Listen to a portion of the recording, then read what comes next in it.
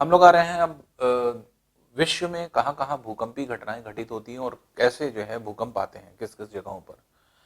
तो भूकंप को जैसे हम लोग ने पहले डिफाइन किया था कि भूकंप एक ऐसी प्रक्रिया है जिसके अंतर्गत आंतरिक भाग की ऊर्जा या आंतरिक तरंगों के रूप में बाहर निकल रही है और इस ऊर्जा की वजह से जो है आपकी गतिज ऊर्जा मिलती है, काइनेटिक एनर्जी मिलती है रॉक्स को जो ऊपर रहते हैं, और जिसकी वजह से ऊपर की प्लेटें जो होती हैं, जब प्लेटों को ऊर्जा मिलती है तो ये प्लेटें मूव करती हैं और एक प्लेट दूसरे प्लेट पर जब फिसलती है तो इसी प्रक्रिया में प्लेट का कुछ भाग जो है कंपन करता है, अर्थात पृथ्वी की ऊपरी सतह का कुछ भाग जो है कंपन अवस्था में आ जाता है और जिसकी वजह से जो है आपके भूकंप आते हैं। तो ये जो है आपके एक तरह से रीजन है भूकंप आने का। अब बात ये आती है कि विश्व के किस जगह पर भूकंप आएगा।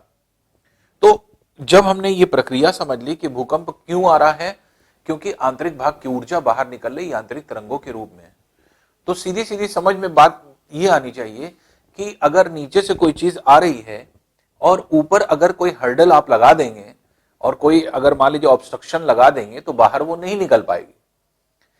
लेकिन ऐसे कमजोर क्षेत्र जहां से जो है आपकी चीजें पेनिट्रेट करके निकल सकती हैं, वो कमजोर क्षेत्र क्या हो सकते हैं?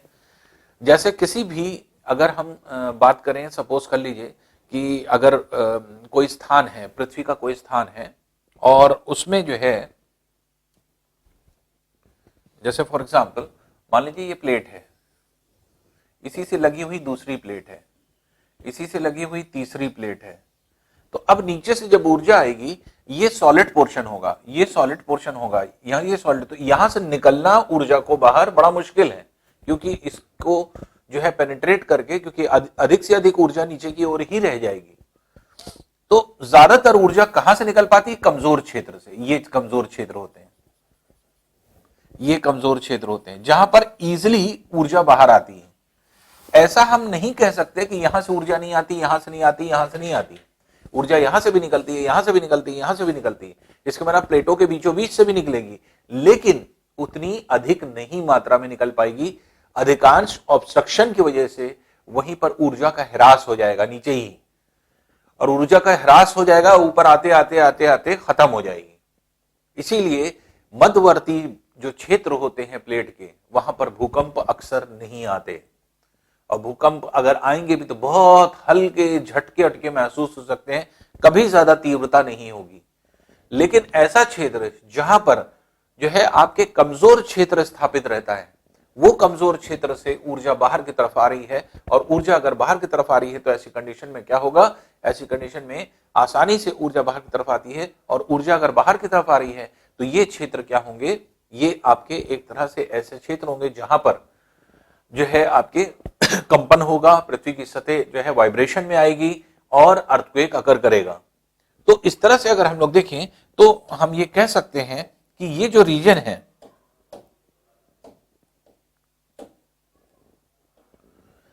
ये रीजन जो आप देख रहे हैं, ये रीजन जो आप देख रहे हैं, ये रीजन जो आप देख रहे हैं, ये रीजन क्या है? ये बेसिकली रीजन है प्लेटों का किनारा। तो जितनी ऐसी प्लेटें हैं, प्लेटों का किनारा जहां पर मिलता है, वहां पर ज्यादा चांसेस होते हैं और ज्यादा मात्रा में ऊर्जा निकल आती है, क्योंकि ह्रास यहां पे कम होता है, लॉस कम होता है, क्योंकि ऑब्स्ट्रक्शन कम होता है। ऑब्स्ट्रक्शन कम होने की वजह से ज्यादा से ज्यादा ऊर्जा, यहां पे क्या है? ऑब्स्ट्रक्शन ज्यादा है, इसलिए कम से कम ऊर्जा बाहर की तरफ निकल सकती है। तो इसलिए इन जगहों पर जो है आपकी पॉसिबिलिटी ना के बराबर होती है भूकंप आने की या कंपन होने की, क्योंकि उतनी ज्यादा ऊर्जा नहीं निकल पाती। लेकिन ऐसे क्षेत्र जहां पर प्लेटों के किनारे आपस में मिलते हैं, वो कमजोर क्षेत्र होते हैं, और कमजोर क्षेत्र होने की वजह से आसानी से ऊर्जा कम ह्रास के द्वारा, जब ह्रास कम होगा, लॉस कम होगा, तो मैक्सिमम अमाउंट ऑफ एनर्जी ऊपर तक पहुंच पाएगी। मैक्सिमम अमाउंट ऑफ एनर्जी अगर ऊपर पहुंच पाएगी तो ऐसी कंडीशन में सर्वाधिक तीव्रता होगी, भूकंप की इंटेंसिटी ज्यादा होगी, और इस भूकंप की अगर तीव्रता ज्यादा है तो वहां पर भूकंप का इफेक्ट भी ज्यादा होगा। तो हम ये कह सकते हैं कि भूकंप का ज्यादा इफेक्ट कहां पर दिखाई पड़ता है? प्लेटों के किनारों पर। तो इसलिए सबसे इंपॉर्टेंट चीज हो जाती है कि कहां पर भूकंप आएंगे या किस जगह पर भूकंपीय घटनाएं घटित होती हैं। तो इसी को हम लोगों को एक एक करके स्टार्ट करना होता है और जानना होता है कि हाँ, भूकंप की घटनाएं कहां पर घटित होती हैं और किस जगह पर जो है भूकंप आते हैं। तो इसमें अगर हम देखें कि जो प्लेटें हैं, जैसे प्लेट विवर्तनिक सिद्धांत आपने पढ़ा, प्लेट टेक्टोनिक थ्योरी, हम वहां पे फिर आ रहे हैं। और प्लेट टेक्टोनिक थ्योरी पर जब हम लोग आएंगे तभी हम लोग को क्लियर हो पाएगा कि हाँ कौन सी जो है चीज कहां पर स्थित है और कौन से क्षेत्र ऐसे प्रभावित क्षेत्र हैं। तो अगर आप देखेंगे तो सबसे इंपॉर्टेंट चीज ये हो जाती है, जो पहली प्लेट है, अगर पूरे देखा जाए तो पूरी पृथ्वी पर 3 बड़ी प्लेटें मानी जाती, 3 बड़ी बेल्ट है, पेटी आप कहें, जो है एक तरह से प्लेट ना कहें, सॉरी, तो 3 बड़ी जो है आपके एक तरह से बेल्ट है, पेटी है, जिसके सहारे भूकंप की घटना घटित होती है। सबसे ज्यादा भूकंप उसी के सहारे आपके आते हैं। तो इसमें अगर आप देखें तो पहली चीज, जैसे आपने पढ़ा था, उत्तरी अमेरिका और दक्षिण अमेरिका प्लेट के भीतर प्रवेश कर रही थी जुआन डी फूका, कोकोस और नास्का प्लेट। तो अगर हम डायग्रामेटिकली देखें तो यहां पर ये जुआन डी फूका प्लेट है, ये कोकोस प्लेट है और ये नास्का प्लेट है।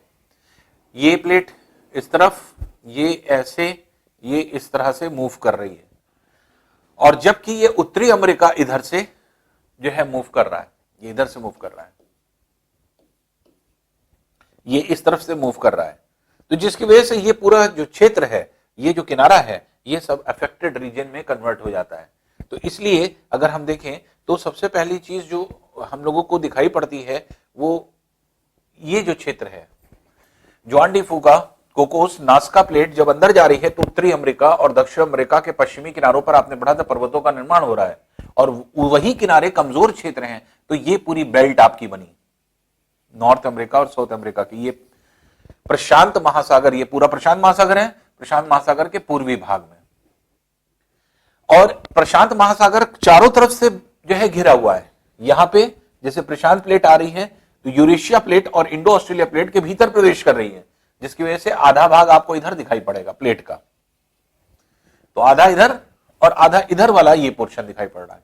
तो एक तरह से आप कह सकते हैं कि जो प्रशांत है, ये प्रशांत चारों ओर से भूकंप और ज्वालामुखियों से घिरा हुआ है।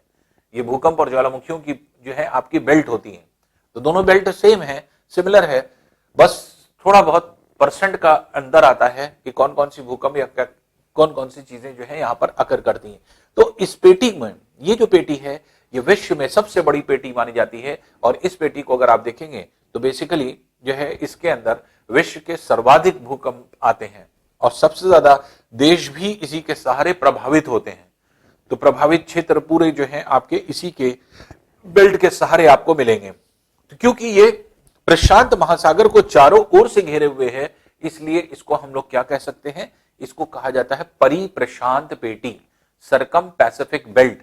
तो ये परिप्रशांत पेटी या सरकम पैसिफिक बेल्ट होती है, जो प्रशांत महासागर के चारों ओर जो है आपके एक तरह से ये कहा जाए कि एक इफेक्ट डालती है।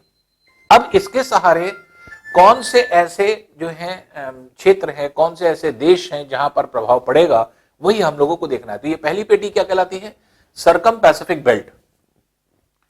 जो सरकम पैसिफिक बेल्ट है, परिप्रशांत पेटी, इसके सहारे लगभग 63%, 63%, सॉरी,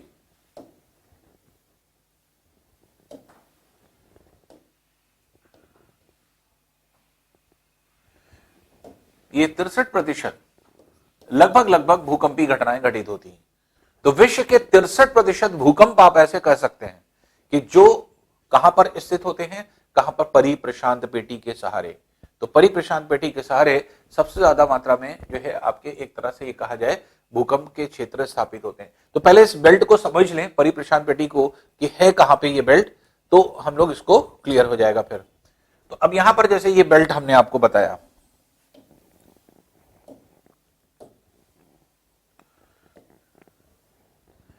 तो ये है बेल्ट, परिप्रशांत पेटी,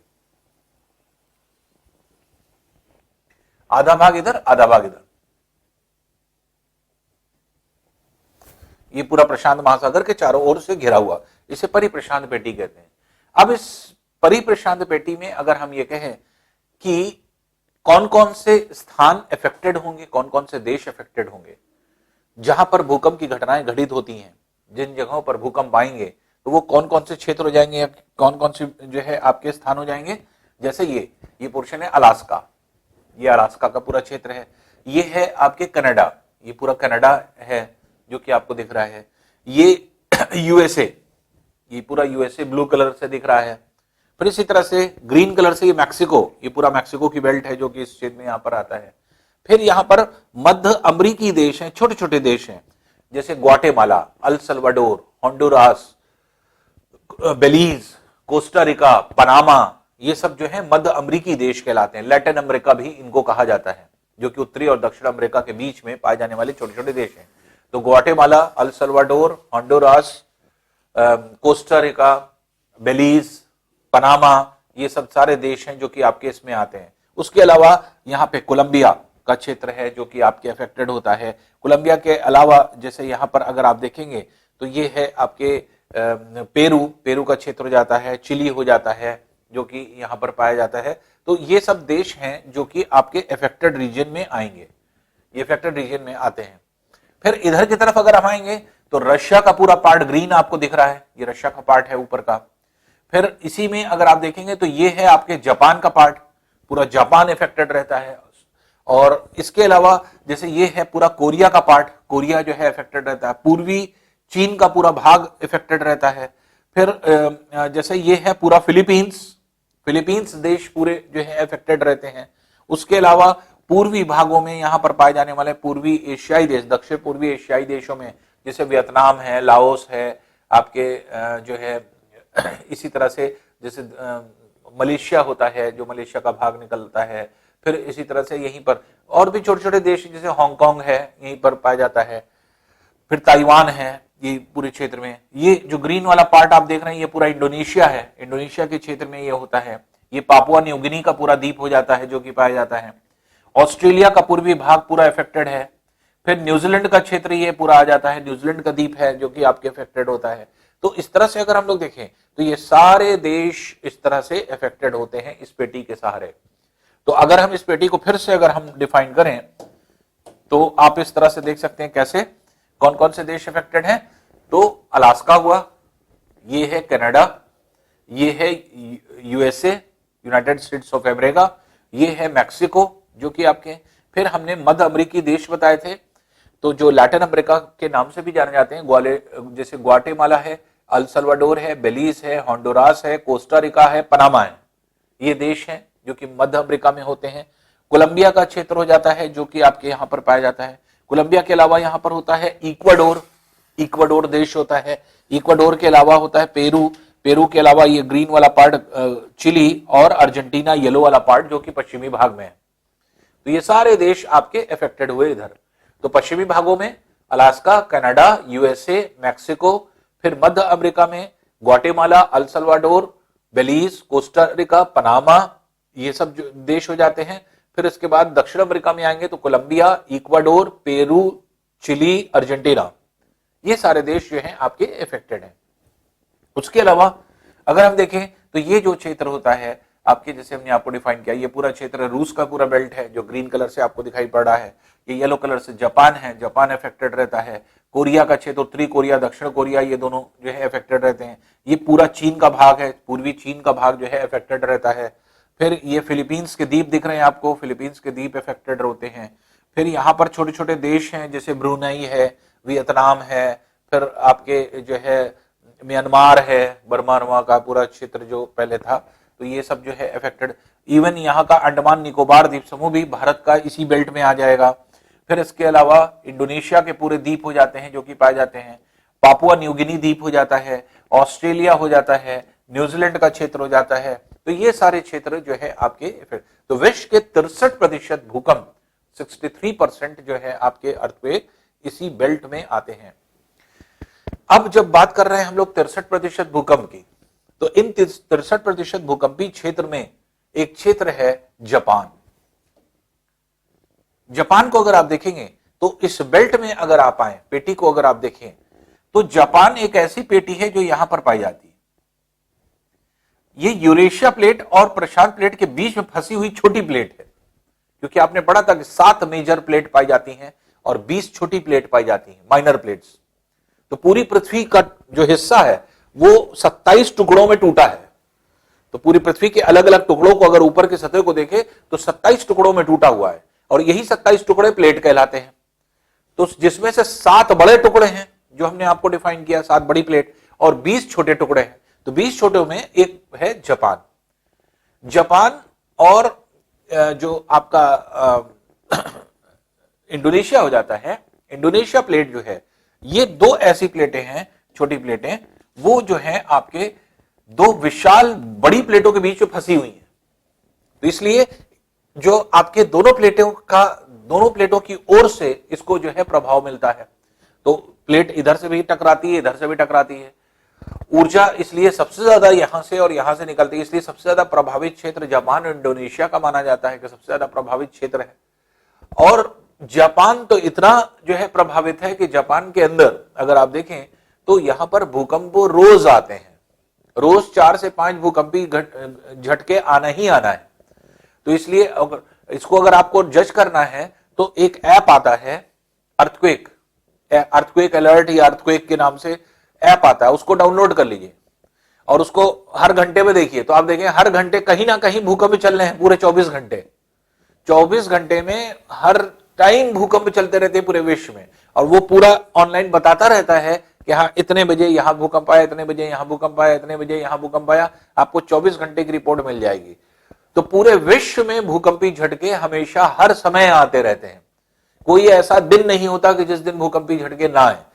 तो 365 में 365 दिन भूकंपी झटके आपको दिखाई पड़ेंगे, और एक नहीं, एक जगह नहीं, हर जगह अलग अलग जो हम आपको बेल्ट बता रहे हैं, इसी बेल्ट के सहारे आपको सारे देश मिलेंगे जहां पर आपके भूकंप आते हैं। तो इसको अगर देखना है तो बहुत इंटरेस्टिंग है।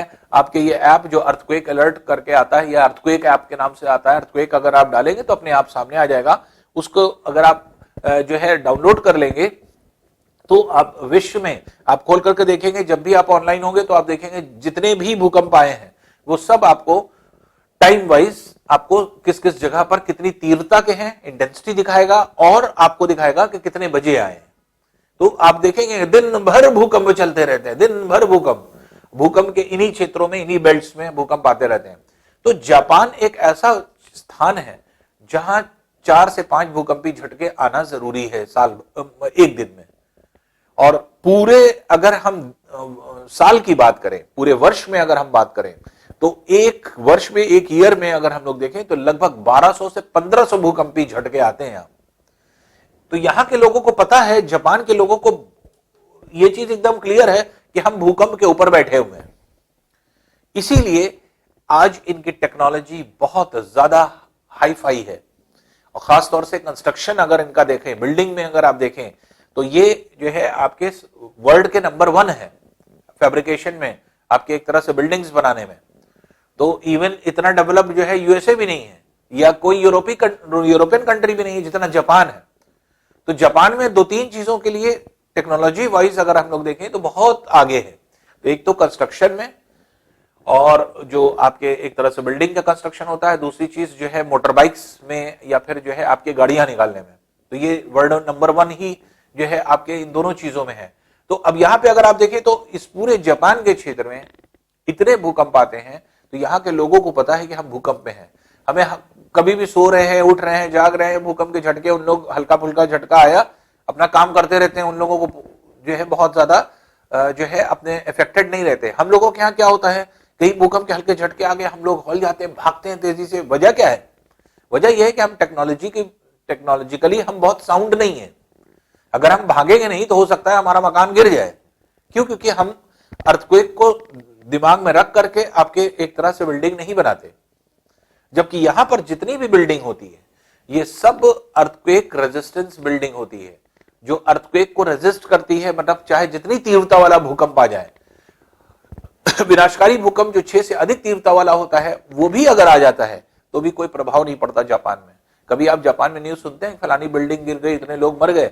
कभी नहीं सुनेंगे। जबकि रोज भूकंप आ रहा है, हर समय भूकंप आ रहा है, यहाँ पे रोज भूकंप है, लोग ऑफिस में काम कर रहे हैं, हर जगह काम कर रहे हैं, अपना काम कर रहे हैं, हल्के हल्के झटके महसूस हो रहे हैं, बस थोड़ी देर के लिए रुके, झटके आए, चला गया। तो जितना भी वर्क है वो अगर आप देखें तो यहां पर, और इनका जो टेक्नोलॉजी है वो बहुत ही ज्यादा डेवलप्ड है।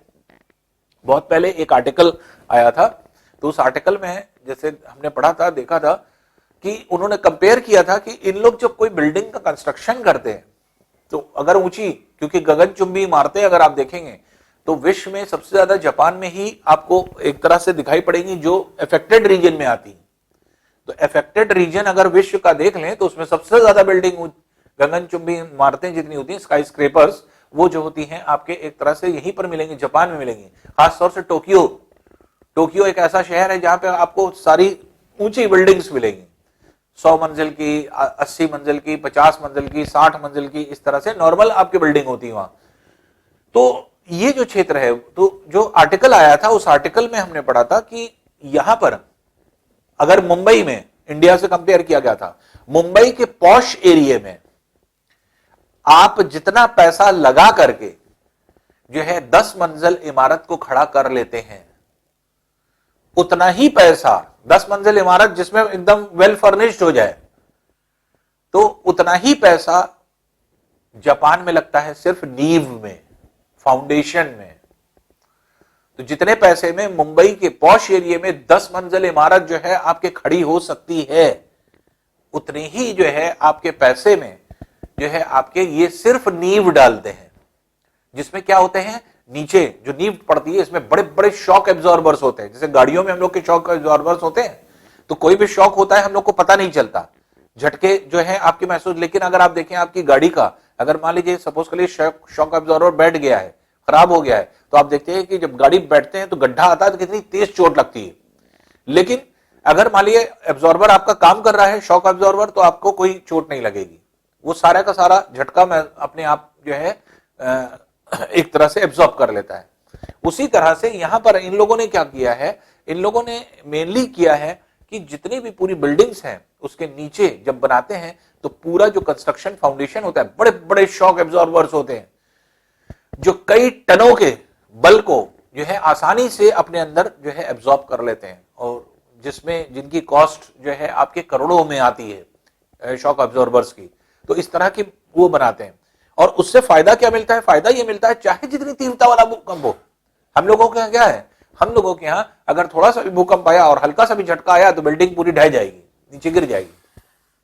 इनके यहाँ क्या होता है, इनके यहाँ ये शॉक एब्जॉर्बर्स जो लगे होते हैं, ये शॉक एब्जॉर्बर्स जो होते हैं वो क्या करते हैं, बड़ी बड़ी इमारत है तो ये क्या होंगे, ये अपना भूकंप आया, बिल्डिंग हिली, हिल करके फिर से सीधे खड़ी हो गई, तो यहां पर बिल्डिंग गिरेगी नहीं। तो ये जो है आपके एक तरह से भूकंप रोधी बिल्डिंगें होती हैं, और जिसकी वजह से जो है आपके भूकंप अर्थक्वेक यहां पर नहीं आते, या भूकंप आते हैं लेकिन उनका प्रभाव नहीं होता, जो कि आपको देखने को नहीं मिलता।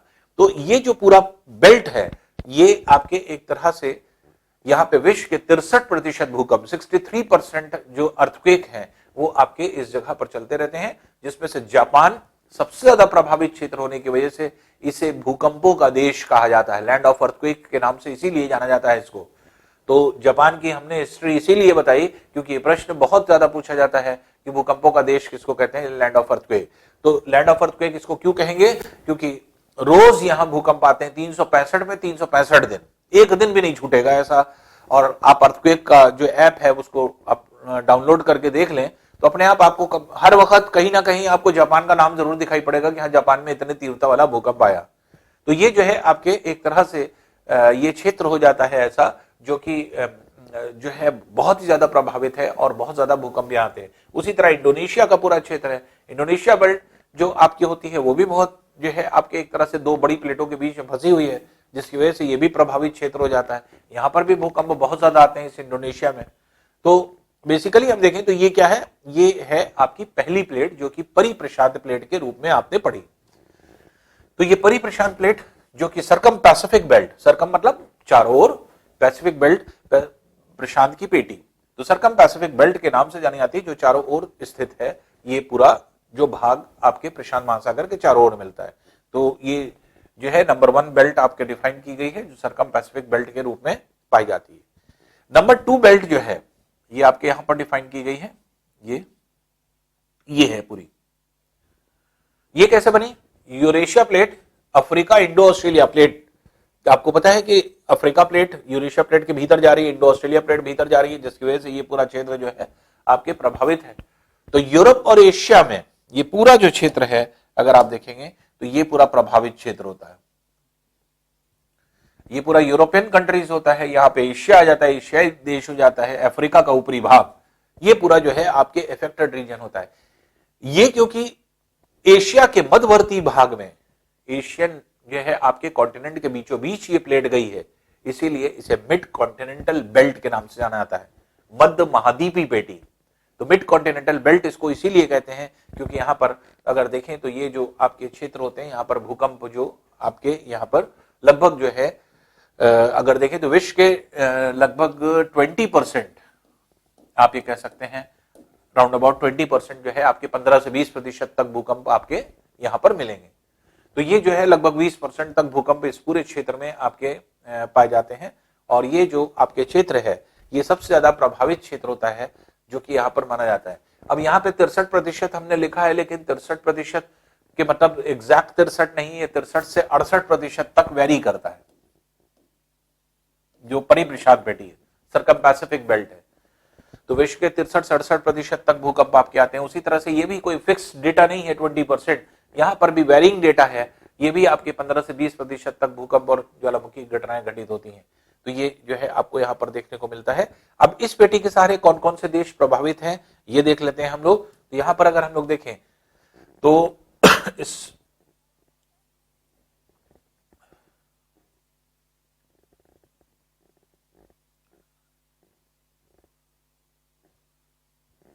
अब इसको अगर आप देखें तो ये पूरा जो बेल्ट है, ये है पूरी बेल्ट जो एक्चुअल में जो है आपके सबसे ज्यादा प्रभावित होती है।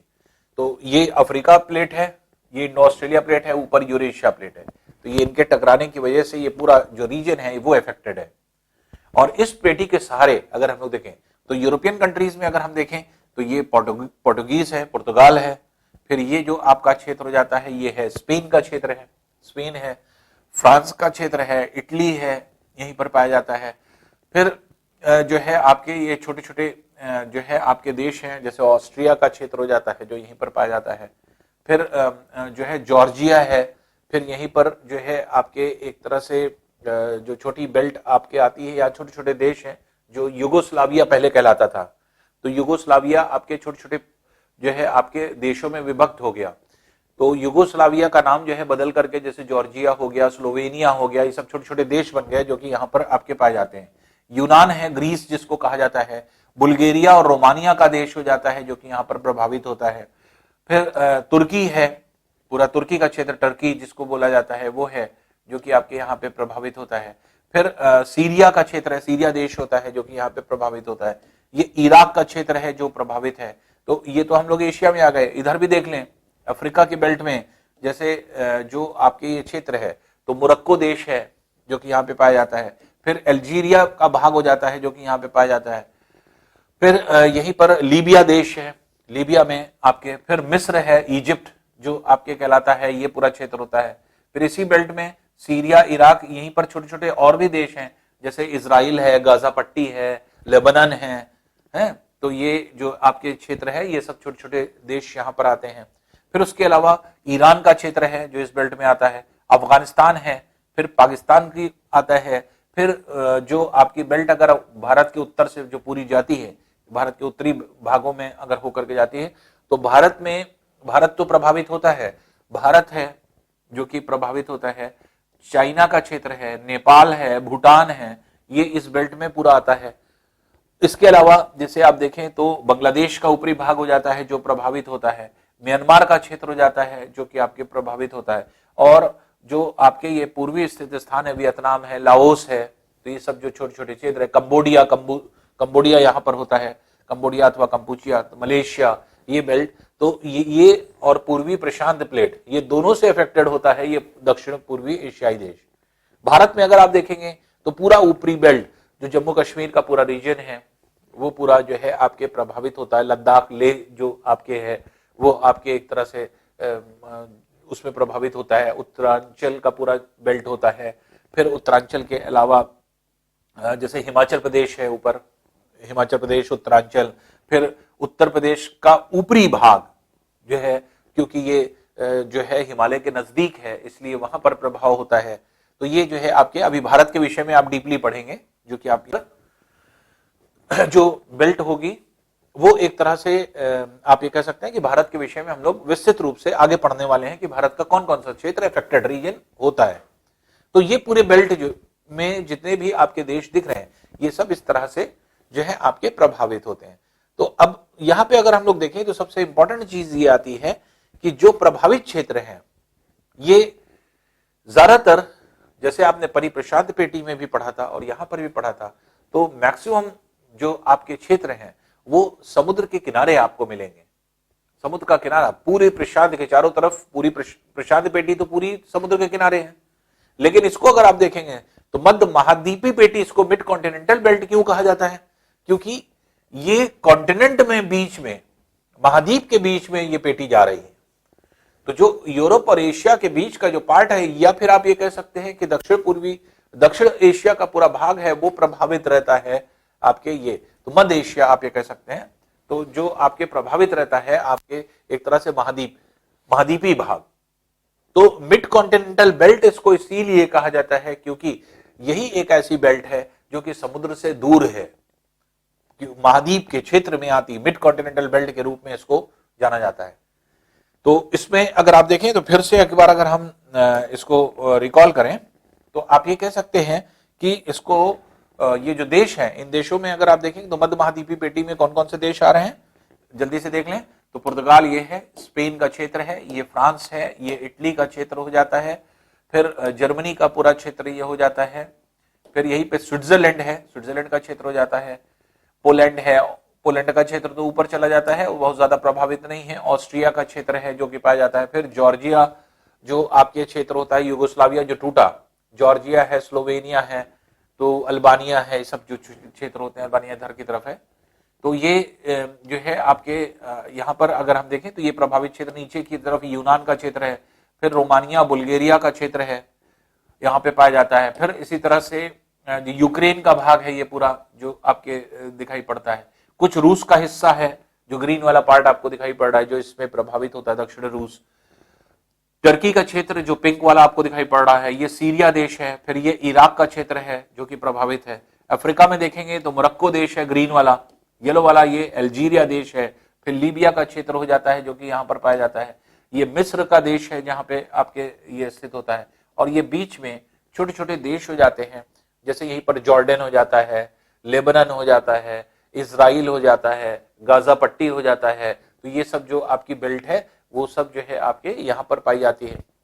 फिर इराक के बगल में ईरान का क्षेत्र आ जाता है, अफगानिस्तान है, पाकिस्तान का क्षेत्र है, भारत का पूरा उत्तरी भाग प्रभावित है, चाइना का क्षेत्र है, नेपाल है, भूटान है, फिर बांग्लादेश है, म्यांमार का बेल्ट हो जाता है जो कि यहाँ पर पाया जाता है, फिर थाईलैंड का क्षेत्र हो जाता है, थाईलैंड है, लाओस का क्षेत्र है, वियतनाम देश है जो कि यहाँ पर पाया जाता है, और जो है यहीं पर कंबोडिया अथवा कंपूचिया है जो कि यहाँ पर प्रभावित होता है। तो इस बेल्ट के सहारे अगर आप देखेंगे तो विश्व के लगभग 20% भूकंप के जो है आपकी कंडीशन, भूकंप के झटके महसूस किए जाते हैं।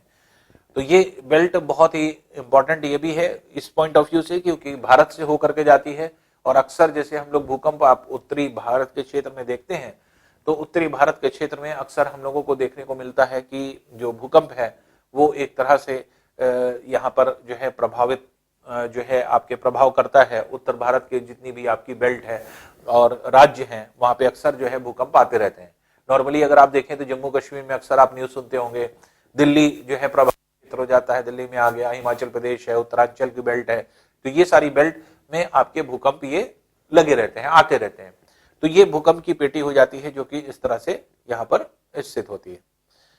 अब देखिए हम आते हैं तीसरी पेटी की तरफ। तो तीसरी पेटी क्या है या किस तरह से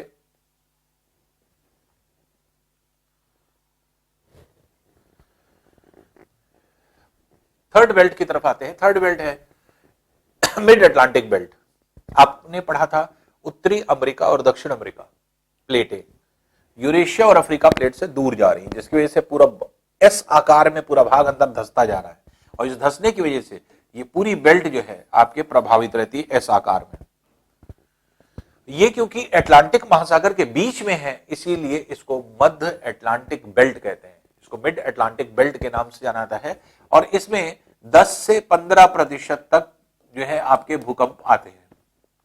तो विश्व के 10 से 15% तक भूकंपी घटनाएं इसके सहारे भी आपके घटित होती है, जो मध्य अटलांटिक पेटी के नाम से जानी जाती है। तो पहली पेटी क्या थी?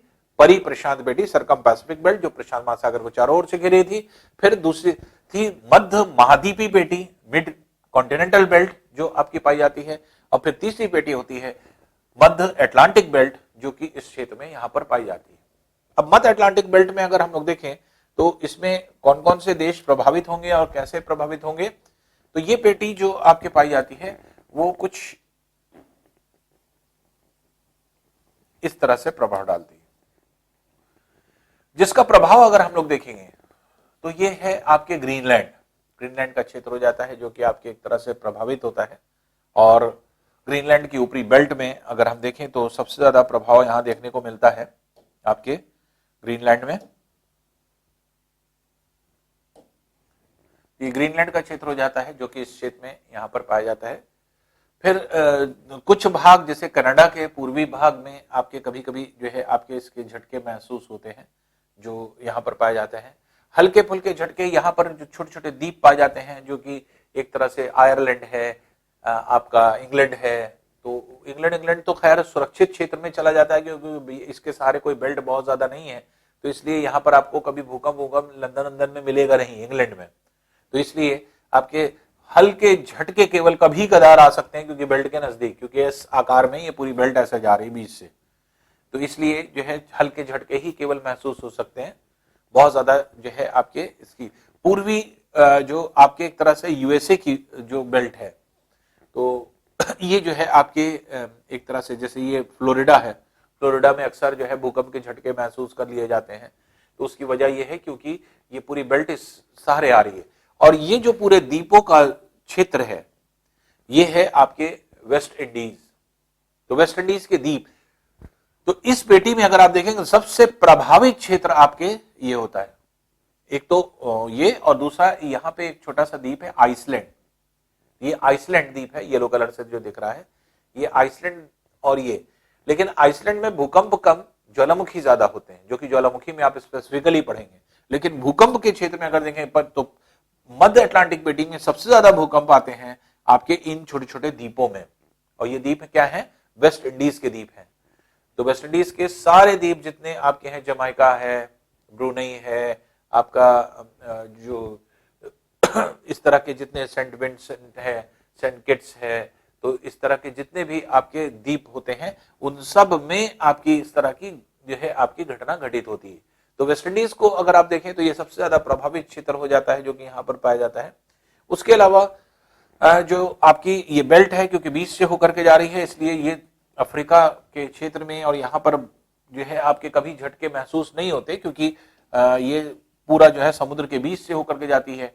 बहुत हद तक अगर थोड़ी बहुत अगर इफेक्ट आ जाता है तो पूर्वी जो है आपके पश्चिमी भाग अफ्रीका में और पूर्वी भाग दक्षिण अफ्रीका में, जो कि हल्के झटके हो सकते हैं, लेकिन ऐसा नहीं है, ना के बराबर होते हैं। ब्राजील में भूकंप नहीं आते, तो उसकी वजह यही होती है क्योंकि अगर आएंगे भी तो हल्के फुल्के जो है आपके झटके जो कि कम तीव्रता वाले होते हैं वही होते हैं। और फिर नीचे ये जाकर के एंटार्क्टिका में जो है भूकंप जो है आपके एक तरह से प्रभावित क्षेत्र बनता है।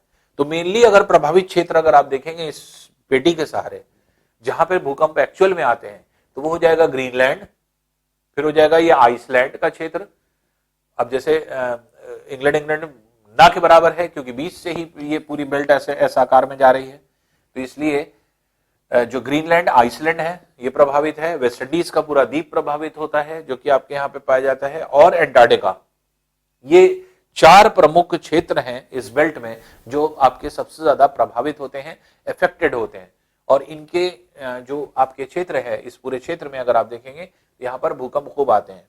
तो अगर आप अर्थक्वेक ऐप जो है देखेंगे, आपके डाउनलोड करेंगे, तो अपने आप देखेंगे, आप उसमें देखेंगे जैसे 2-3 जगह पे अक्सर बहुत ज्यादा आपको वेस्ट इंडीज के खूब द्वीप मिलेंगे, वेस्ट इंडीज के द्वीपों का नाम खूब आएगा। अलास्का में खूब आता है, अलास्का बार बार आपको दिखाई पड़ेगा। फिर इंडोनेशिया में हर समय भूकंप चलते रहते हैं, रोज आते हैं लगभग। जापान में रोज आपको मिलेगा। तो ये सब ऐसे क्षेत्र हैं जहां पर भूकंप या अर्थक्वेक प्रोन रीजन है ये सब, जहां पे अर्थक्वेक आते ही आते हैं, जहां पे भूकंप आएंगे ही आएंगे।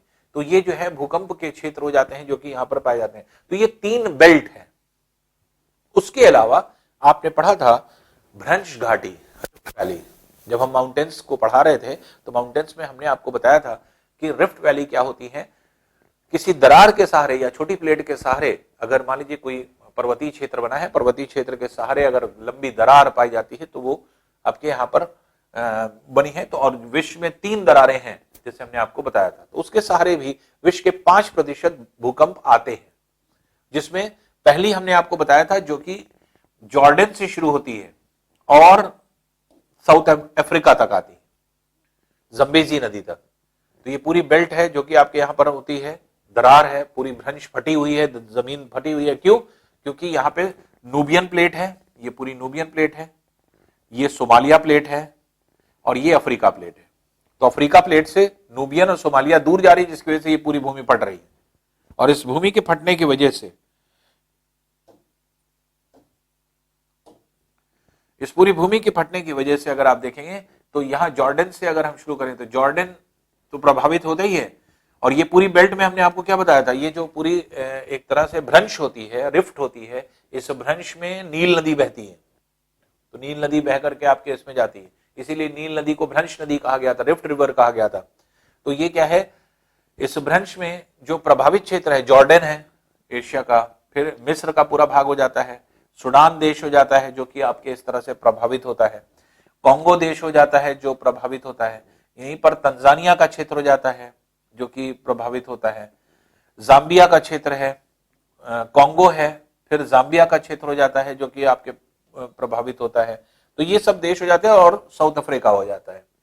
तो ये जो जिम्बाब्वे भी है, यहाँ पे जिम्बाब्वे भी क्षेत्र प्रभावित होता है। तो कीनिया भी प्रभावित होता है इसी के सहारे। तो कीनिया है, तंजानिया का क्षेत्र है, फिर आपका जो है यहीं पर जिम्बाब्वे है, दक्षिण अफ्रीका का बेल्ट है जो कि पाया जाता है, सूडान देश है, कांगो है, तो कांगो का भाग जो है आपके प्रभावित होता है, ऊपर मिस्र है, जॉर्डन है। ये क्या है, ये आपकी पूर्वी अफ्रीकन भ्रंश, ईस्टर्न अफ्रीकन रिफ्ट के सहारे आपके ये सारे देश आपके प्रभावित हैं। तो फिर से देशों को अगर हम जो है आपके देखें तो इसमें आप ये कह सकते हैं कि जैसे जॉर्डन हो गया, मिस्र हो गया, सूडान हो गया, थोड़ा बहुत इथोपिया का क्षेत्र भी आ जाएगा। उसके अलावा जैसे कीनिया, तंजानिया का क्षेत्र आ जाता है, कांगो की बेल्ट आ जाती है, जाम्बिया का क्षेत्र आ जाता है, फिर आपके जिम्बाब्वे देश आ जाता है, थोड़ा बहुत बोत्सवाना भी आ जाता है, बोत्सवाना देश है, फिर यहाँ पे दक्षिण अफ्रीका की बेल्ट आ जाती है। ये पूरे देश यहाँ पर आपसे प्रभावित होते हैं। फिर इसी तरह से दूसरी बेल्ट हमने आपको बताई थी फ्रांस और जर्मनी के बीच में, ये फ्रांस और जर्मनी के बीच की बेल्ट है। ये येलो वाला पार्ट फ्रांस का दिख रहा है, ये जर्मनी ब्लू वाला दिख रहा है, इन दोनों के बीच में एक भ्रंश होती है। तो इस भ्रंश में हमने आपको बताया था कि राइन नदी बहती है, राइन नदी को इसीलिए रिफ्ट रिवर कहा जाता है, और इसके सहारे फ्रांस और जर्मनी के क्षेत्र में कुछ प्रतिशत मात्रा में आपके भूकंप आते हैं। और तीसरी बेल्ट हमने आपको बताया था जो भारत में है, जो सतपुड़ा और विंध्य पर्वत के सहारे हैं। तो विंध्य पर्वत और सतपुड़ा के बीच में एक जो है भ्रंश होती है और एक सतपुड़ा के दक्षिण में। तो विंध्य और सतपुड़ा पर्वतों के बीच में जो भ्रंश है उसमें नर्मदा नदी बहती है, और सतपुड़ा के दक्षिण भ्रंश में ताप्ती नदी बहती है। तो नर्मदा और ताप्ती को भी इसीलिए भ्रंश नदियां कहा जाता है इंडिया में। तो ये भ्रंश नदियां हैं, रिफ्ट रिवर्स हैं जो कि आपके यहाँ पर पाई जाती है। तो इसलिए भारत में अगर हम लोग देखेंगे तो मध्य प्रदेश का क्षेत्र, गुजरात का क्षेत्र सबसे ज्यादा प्रभावित, और थोड़ा बहुत महाराष्ट्र। तो ये ऐसे क्षेत्र हैं, खासतौर से गुजरात और मध्य प्रदेश की बेल्ट ऐसी होती है जो थोड़ा बहुत प्रभावित होती है इस जो है भूकंप के क्षेत्र से। तो ये भूकंप के झटके इसके सहारे भी, भ्रंश घाटी के सहारे भी यहाँ पर घटित होते हैं। तो इस तरह से अगर हम देखें तो ये प्रभावित क्षेत्र हो जाते हैं विश्व के। अब अगर हम भारत की बात करें कि भारत में कैसे, कहां पे प्रभावित क्षेत्र होते हैं या किस तरह से, तो भारत के प्रभावित क्षेत्र को 5 भाग में बांटा गया है। 5 भाग क्या है? पहला पार्ट है मिनिमम अफेक्टेड रीजन, न्यूनतम क्षतिग्रस्त क्षेत्र जो आपके रीजन होते हैं। फिर less affected region, second less affected, जो उससे ज्यादा इफेक्ट होता हो। तो न्यूनतम से ज्यादा इफेक्ट यहां पर होता है लेस पर। तो इसलिए जो है आपके न्यून क्षतिग्रस्त क्षेत्र इसको कहा जाता है, इसको न्यूनतम कहा जाता है, न्यूनतम क्षतिग्रस्त क्षेत्र, ये न्यून क्षतिग्रस्त क्षेत्र। फिर मध्यम क्षतिग्रस्त क्षेत्र, जहां पे मध्यम जो है आपके इफेक्ट होता है। फिर इसके बाद अधिक जो है आपके क्षतिग्रस्त क्षेत्र होता है, मोर इफेक्टेड रीजन। और फिर उसके बाद अधिकतम जो है क्षतिग्रस्त क्षेत्र, जिसको मैक्सिमम इफेक्टेड रीजन के नाम से जाना जाता है। तो ये 5 रीजन है जहां पर आपके ये मिलते हैं। अब अगर हम देखें तो मैक्सिमम इफेक्टेड रीजन कहां पाया जाएगा, इसको अगर हम लोग जो है देखते हैं तो मैक्सिमम इफेक्टेड रीजन जो है आपके कुछ ही जगह पर पाया जाता है। जैसे आपका ये पूरी बेल्ट हम आपको दिखा रहे हैं, जैसे ये पूरी बेल्ट हमने आपको बताया था कि ये पूरी बेल्ट है जो आपकी जा रही है मध्य महाद्वीपी पेटी वाली, जिसके सहारे पूरा जम्मू कश्मीर का, लद्दाख का क्षेत्र, फिर आपका हिमाचल प्रदेश है, फिर जो है उत्तरांचल है, दिल्ली है, ये सब जो आपके उत्तर प्रदेश का पूर्वी भाग है, फिर बिहार का पूरा क्षेत्र हो जाता है जो कि आपके ऊपरी भाग जो इफेक्टेड रहता है। उसके अलावा सिक्किम की क्षेत्र है और पूर्वोत्तर सीमांत के सभी राज्य आ जाते हैं इस पूरे बेल्ट में। तो ये सर्वाधिक इफेक्टेड रीजन आपके ये हुआ। फिर सर्वाधिक इफेक्टेड रीजन आपके यहां पर भी होता है, जो मुंबई की बेल्ट के आसपास होता है, जो आपके यहां मिलता है, और गुजरात के क्षेत्र में मिलता है, जो आपके गुजरात की बेल्ट में अभी हमने आपको बताया। तो ये जो है आपके एक तरह से सर्वाधिक जहां पे इफेक्ट आता है, जहां पे सर्वाधिक इफेक्ट आएगा, तो मेनली आप ये मान सकते हैं कि गुजरात और महाराष्ट्र का रीजन जो आपके इफेक्टेड होगा, और पूरा उत्तर भारत की पूरी बेल्ट जो है ये पूरा जो है आपके ये कह सकते हैं कि सर्वाधिक या मैक्सिमम इफेक्टेड रीजन के अंतर्गत आएगी, जहां पे सबसे ज्यादा जो है इसका इफेक्ट होता है। फिर जैसे अगर हम कहें कि इन्हीं क्षेत्र में, अच्छा, सबसे ज्यादा इफेक्टेड रीजन में आपके अंडमान निकोबार भी आएगा। अंडमान निकोबार द्वीप समूह में भी आपके, क्योंकि ये बेल्ट जो पूर्वी प्रशांत प्लेट थी, पूर्वी प्रशांत जो आपके परिप्रशांत पेटी जो थी, तो सर्कम पैसिफिक बेल्ट, उस बेल्ट में ये भी आता है, तो इसलिए ये भी भाग जो है आपके एक तरह से सर्वाधिक इफेक्टेड रीजन के जो है रूप में देखने को मिलता है। उसके अलावा जो आपका भारत का भाग है, उसको अगर हम लोग देखें तो एज सच जो हम लोग ये कहें कि जो अधिकतम क्षेत्र है, अधिक और अधिकतम दोनों लगभग सेम रीजन है। ये दोनों जो है क्लब हैं, आप ये कह सकते हैं कि लगभग कुछ ही ऐसे रीजन हैं जहां पर आपको कंपैरेटिवली थोड़ा बहुत कम इफेक्ट मिलेगा, नहीं तो मैक्सिमम जगह पर 4th और 5th रीजन सेम है, आपको बहुत ज्यादा। तो ये मैक्सिमम और जो है आपके एक तरह से मोर इफेक्टेड रीजन दोनों हो जाते हैं। अधिक जो है प्रभावशाली क्षेत्र, प्रभावित क्षेत्र, और अधिकतम प्रभावित क्षेत्र दोनों जो है आपके लगभग सिमिलर रीजन में आपके पाए जाते हैं। अब ये डिपेंड करता है कि कभी वो अधिकतम जो है श्रेणी में चले जाते हैं, कभी अधिक के श्रेणी में चले जाते हैं, लेकिन दोनों जो है आपके यहाँ पे भ्रंश के वजह से और यहाँ पर मध्य महाद्वीपी पेटी की वजह से ऐसा होता है। फिर मध्यम इफेक्टेड रीजन में क्या हो जाता है, मध्यम इफेक्टेड रीजन में जहां पर थोड़े बहुत हल्के फुल्के झटके आते हैं, तो इसी के सहारे, इसी से लगा हुआ जो रीजन आपके होता है, ये पूरी बेल्ट जो मिलेगी आपको, ये जो पूरी बेल्ट मिलेगी, ये पूरी जो इससे लगा हुआ क्षेत्र, इसी के जस्ट नीचे, तो ये जो है आपके एक तरह से इफेक्टेड रीजन में आता है, जो कि जो मध्यम जो है आपके तीव्रता वाले, जहां पे भूकंप आ सकते हैं। फिर बीच में जो भ्रंश हमने आपको बताई, इस भ्रंश के सहारे भी ऐसा होता है, जो कि आपके इस तरह की चीजें जो है यहां पर घटित होती हैं। अब जो मध्यम जो है तीव्रता जो आपके देखने को मिलती है, वो आपके ये पूरा रीजन हो गया जो इसके नीचे है, हिमालय के दक्षिण में, जहां पर क्या मिलेगा, जैसे पंजाब हरियाणा का क्षेत्र हो जाएगा, जो दिल्ली के से निकट है, चंडीगढ़ है, ये सब पूरा रीजन हो जाएगा। उत्तर भारत का जो है आपके क्षेत्र हो जाता है, जो उत्तर भारत का जो ऊपरी भाग हो जाता है, ऊपरी भाग से नीचे अगर मध्यवर्ती भाग और नीचे वाला भाग अगर हम लोग देखें तो ये सब जो है अफेक्टेड रीजन हो जाएगा। फिर उसके अलावा जैसे बिहार और जो झारखंड का क्षेत्र है वो अफेक्टेड रीजन में आ जाएगा, मध्यम अफेक्टेड रीजन के अंतर्गत जो है आपके आता है। तो ये सब क्षेत्र ऐसे हैं जो कि जो है आपके जहां पे इफेक्ट कंपैरेटिवली अगर हम कहें तो कम पाया जाता है। फिर कुछ जगह पे जैसे मान लीजिए आपका ये है जो क्षेत्र है लक्षद्वीप, लक्षद्वीप में भी वही कंडीशन है कि यहाँ पर भी जो है मध्यम तीव्रता आपको मिल सकती है, मध्यम तीव्रता वाले भूकंप जो है हल्के फुल्के झटके महसूस होते हैं। कुछ जगह पर जैसे पूर्वी जो आपके रीजन है, जो आंध्र प्रदेश की बेल्ट है, जो जहां पर जो आंध्र प्रदेश का पूर्वी तटीय क्षेत्र है, विजयवाड़ा जो पूरा बेल्ट है, तो विजयवाड़ा के बेल्ट में जो है यहाँ पर भी मध्यम तीव्रता वाले आपके भूकंप होते हैं जो कि पाए जाते हैं। फिर इसके बाद अगर हम देखें तो न्यून प्रभावित क्षेत्र अगर हम कहें तो उसको अगर हम लोग डिफाइन करते हैं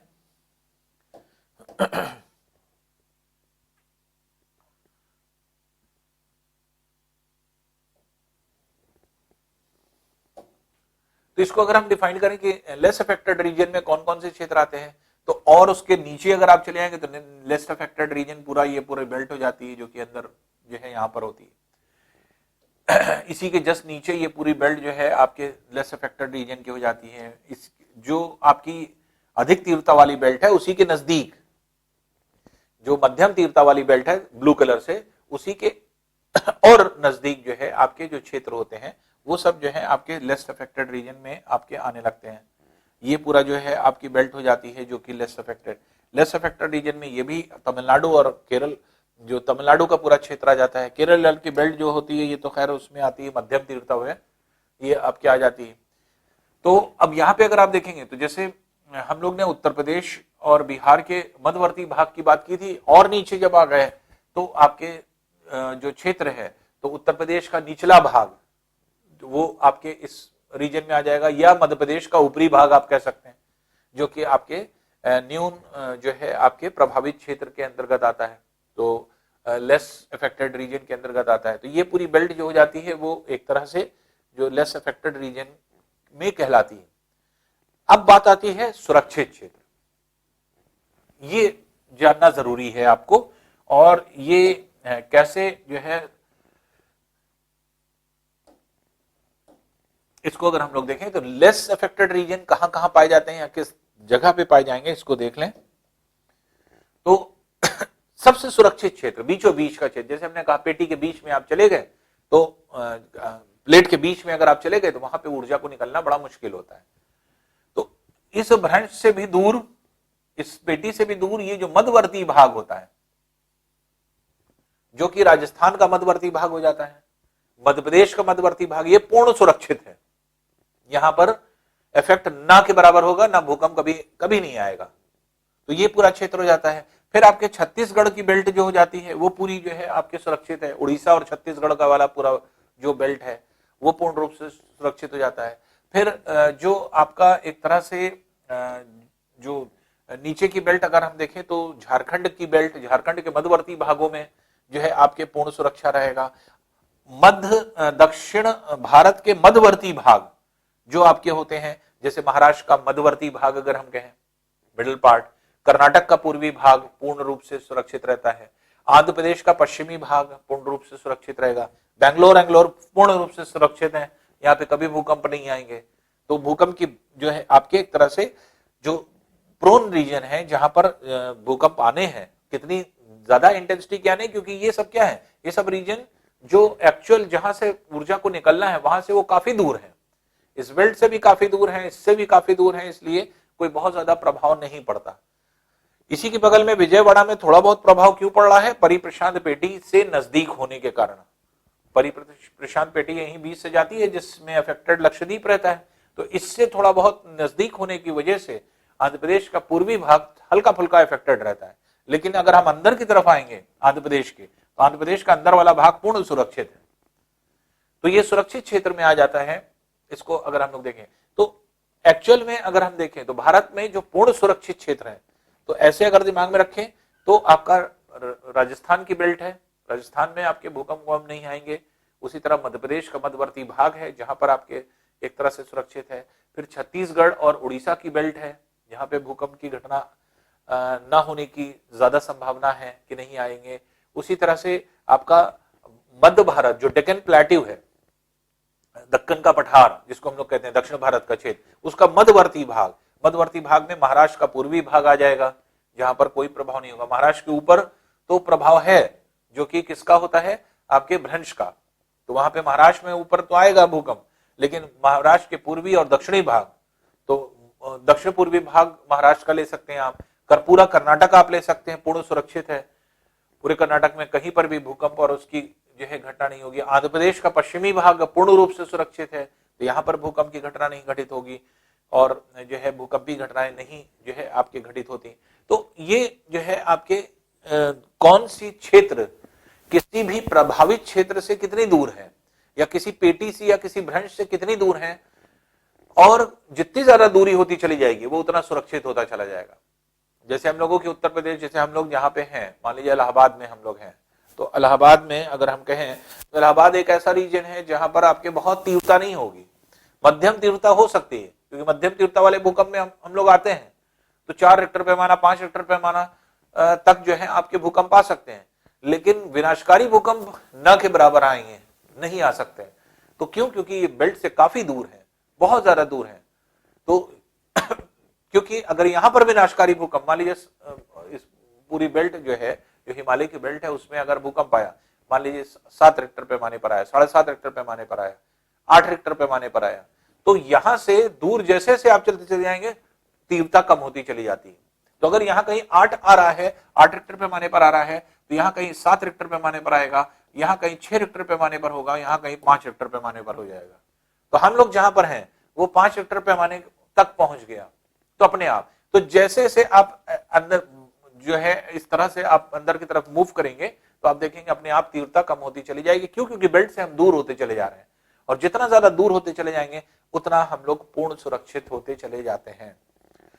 तो भूकंप एज सच हमने आपको बताया कि भूकंप की भविष्यवाणी नहीं की जा सकती, और भविष्यवाणी तो नहीं कर सकते हम लोग, और जो है आपके भूकंप के बारे में नहीं बता सकते, लेकिन हमने आपको एक रिसर्च बताया था, क्योंकि जो जापान के लोग हैं, चाइना के लोग हैं, उन्होंने रिसर्च किया, उन्होंने देखा कि एक्चुअल में जो आंतरिक भाग से ऊर्जा निकल करके आती है वो यांत्रिक तरंगों के रूप में आती है, और बहुत सारी ऐसी तरंगें होती हैं जो अल्ट्रासोनिक वेव होती हैं।